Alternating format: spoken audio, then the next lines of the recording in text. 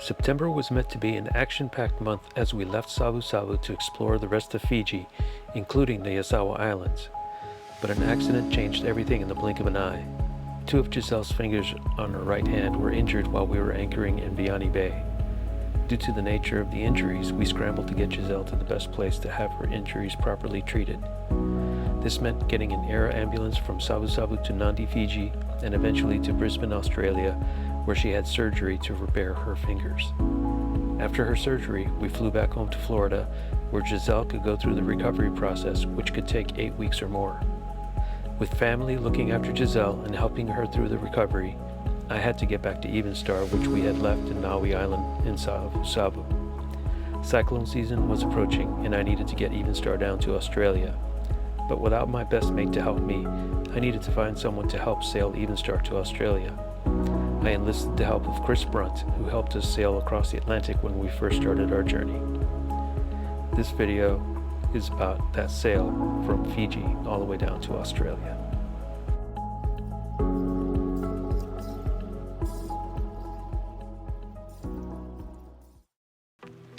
I coordinated with Chris to plan our sail from Fiji to Australia.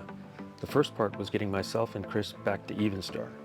Chris flew from England to Orlando, where I met up with him and we both boarded our flights to Fiji. The journey from Orlando to Savusavu was uneventful. We had a stop in Dallas-Fort Worth, then Nadi, Fiji, before we boarded a small twin-engine turboprop for the last stretch to Savusavu.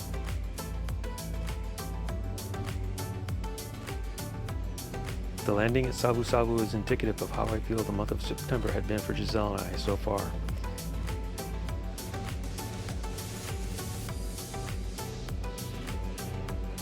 It was a roller coaster of a ride, turbulent and bumpy, sometimes scary, but thankfully a safe landing in the end.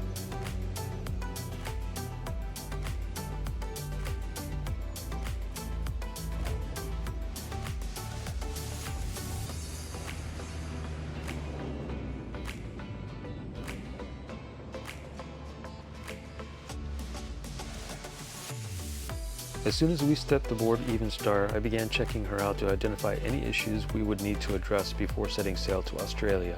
Chris and I looked for a weather window to get down to Australia, and we both saw one open, but we had to move quickly as it was just 2 days away. I immediately started the process to get clearance out of Fiji.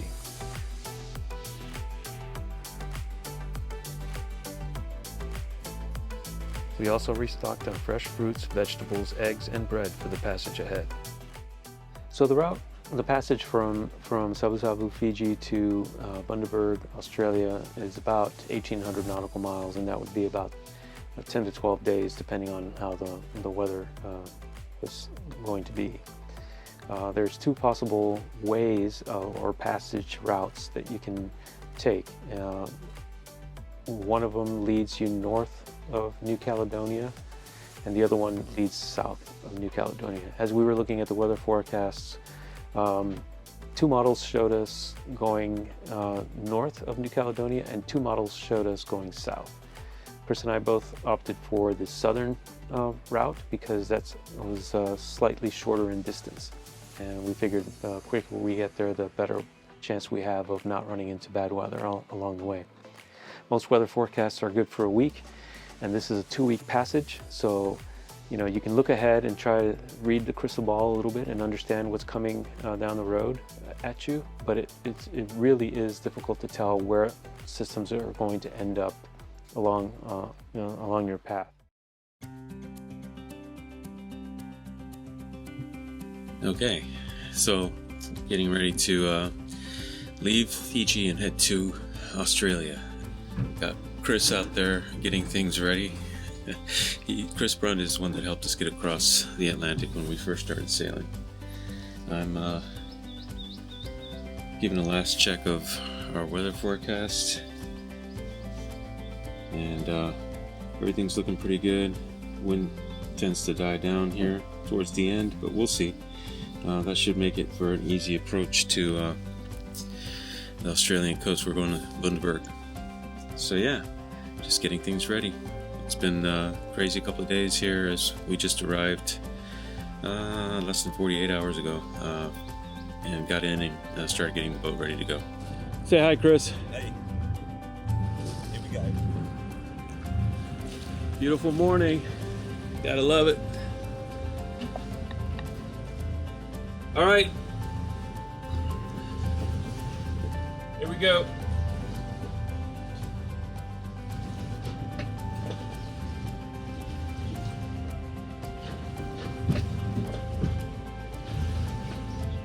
Yep.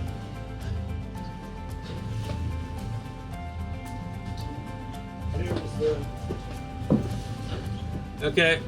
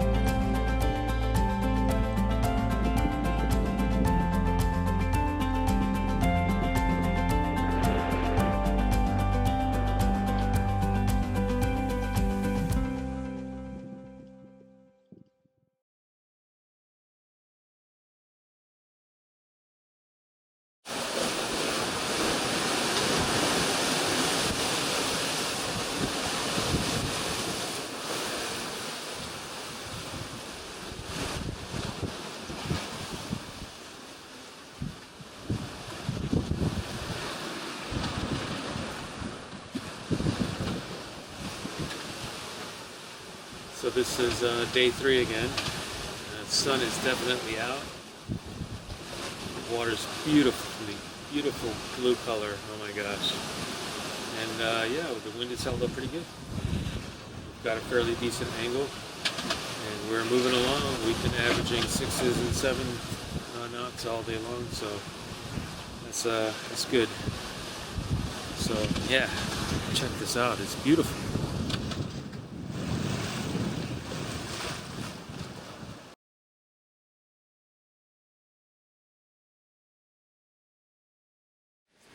Well, good morning. It is the beginning of day 5 of our passage from Fiji to Australia. And this morning I just want to give you a little insight into what my mornings usually look like. We're doing 6-hour shifts. There are just 2 of us, Chris Brunt and I, and his uptime is typically midnight to 6. I take over at 6. I go to noon. He takes over at noon, goes to 6 in the evening, and then I go from 6 in the evening till midnight. So when I get up in the morning and I take over for the 6 a.m. to noon shift, I do a few things. One, Chris gives me a debrief as to everything that's been going on. If there's anything out there I should look out for. For example, right here, this is us, and out here it's probably, let's see, 6 nautical miles away. There's some kind of obstruction in the water, so it gives me a little heads up as to things to look out for if there's any other vessels out here and things like that. And then I take over and I make some notes in our log. I also get an update on the weather forecast. See if there's any big changes that we need to adjust to. And then I go have some breakfast.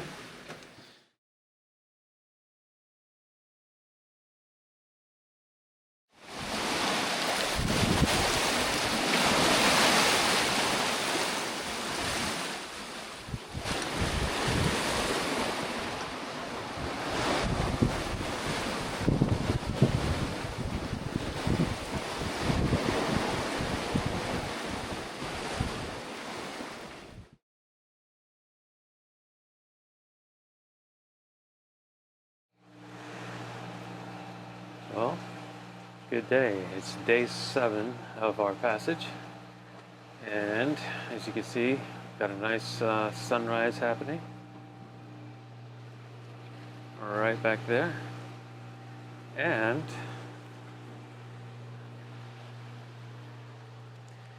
we have got land ho. That is the southern coastline of New Caledonia.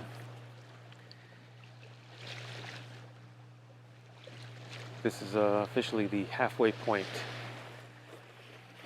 of our passage. So we've roughly got about half the distance to go. As you can tell, it's very calm this morning. We're running one engine. There's barely any wind to speak of, but that will change later on today.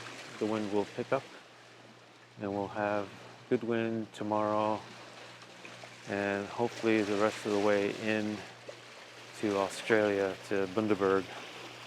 So yeah, it's going good. As you can tell, I'm wearing a sweater. It's a little bit cooler out and it's early morning. I'm sure I'll take this off once the sun comes up a little bit more, but yeah, it's sad that we're not stopping here, but I don't know, maybe in the future we'll see.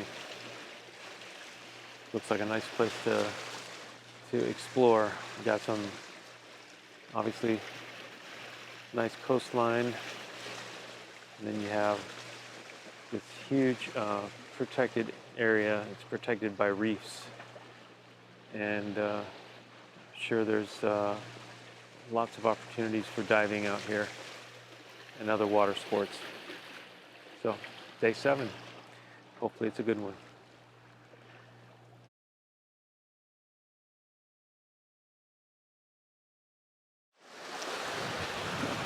Well, good morning. Today is day 8 of our passage from Fiji to Australia. And we passed New Caledonia yesterday, and we're now basically on the home stretch. We've got about 4 more days to go. But the seas have all of a sudden gotten really busy. Here, let me show you.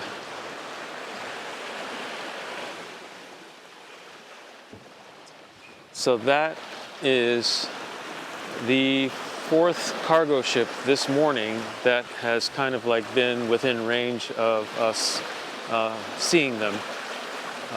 This is the second one to pass us by on our starboard side, and we had 2 that crossed, one in front and one behind. So, but yeah, that's it. It's getting busy out here. It's an amazing wide open ocean, but there are kind of like avenues or, you know, favored routes between islands and continents, and we seem to be on one of those.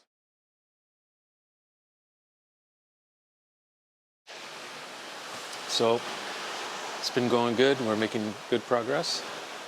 Have been getting ready to clear customs in Australia, and they're very picky about what is allowed in and not. So, for example, no nuts. This is going to have to go unless we eat them all before we get there. I don't think that's going to happen. Any wheat or grains like oatmeal, that's going to have to go. Now, oddly enough, if it's already cooked and it's shelf stable, as in bread, then and it doesn't have to be refrigerated, then we're good. But flour, honey, nope. Eggs, they're already all gone. You know, long list. Meat products, no meat, no eggs, no some dairy, not much. It has to be packaged officially, and there's some conditions to it. If it's not allowed in, then they have to collect it and dispose of it at my expense. So the other thing is our shoes. All our shoes, which I've already gone through and cleaned those off, have to be clean and free of any dirt or debris. So yeah, quite the long list of things to get ready. This is probably It's right up there with places like the Galapagos as far as scrutiny goes. So yeah, we're flying our code 0 up on the other side.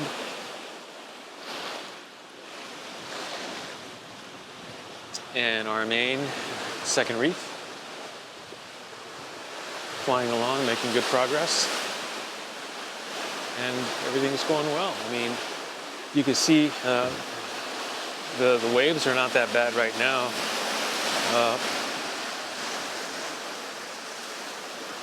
So, I mean, that's fairly benign for being out in the open ocean. Every once in a while you'll see one that comes up a little bit, but that's not that bad at all. Later on, Monday, Tuesday, we'll be getting some 2 to 2.5 meter waves because the wind will pick up. There's some squalls up ahead waiting for us or going to meet us along the way, so it's not going to be that bad.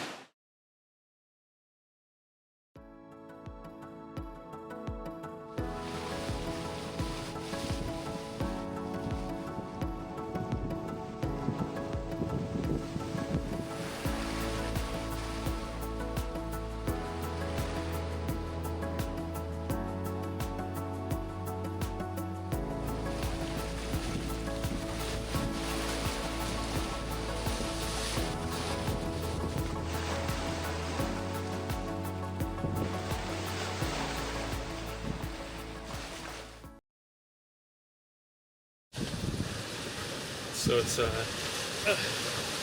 day 11, it's Tuesday,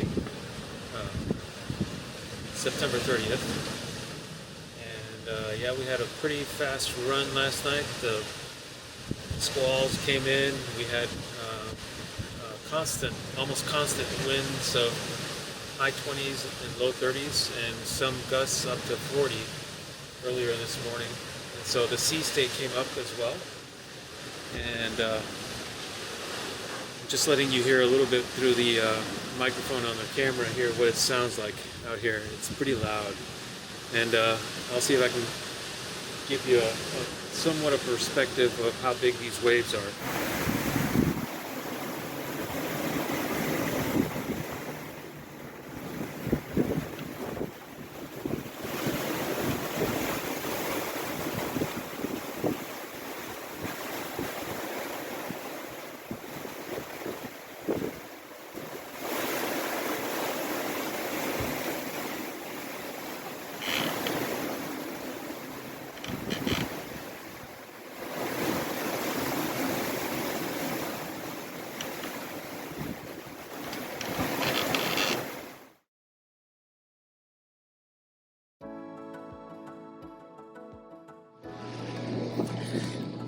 So it's Wednesday, October 1st. We are within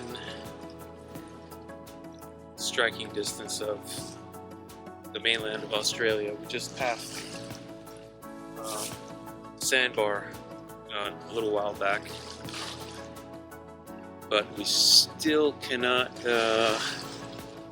make out land. There was a little piece, oh yeah, way off in the distance. Way off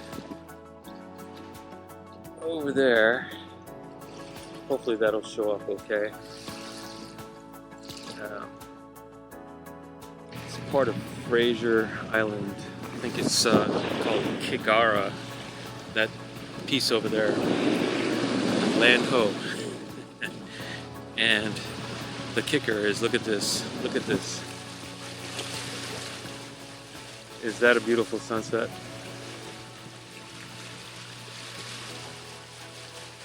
Man, that's just awesome. So this will be our last night of passage.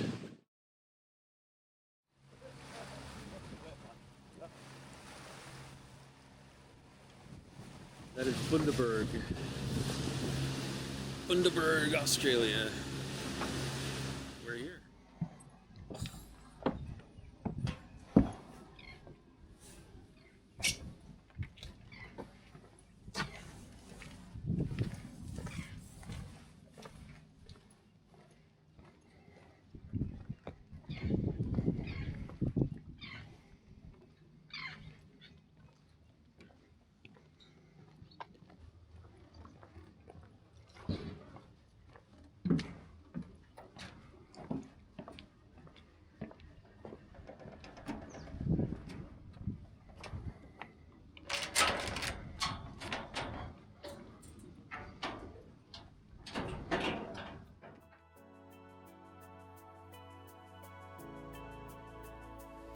So we made it safely to Bundaberg, Australia, and made it most of the way through the customs and immigration process clearing into the country. But we had a small snag during biosecurity, and so basically they found 2 stowaway ants on board that are not common to Australia. So Evenstar is quarantined. They laid some bait down to see if they can find any others, maybe locate the nest if there is one. Hopefully they'll be back out to check it today or soon and give us the all clear. Been here since Thursday of last week, and today it's Tuesday, the 7th. So hopefully we'll get cleared, and that way I can continue getting Evenstar down further south to Coomera, where I'll get some maintenance and repairs done on her and get her ready to be stored up for cyclone season. So that's it. Hope you enjoyed the video. Let me know in the comments what you think, and if you like this kind of stuff, I'll try and put some more together, maybe do a summary or recap of our very long season 4.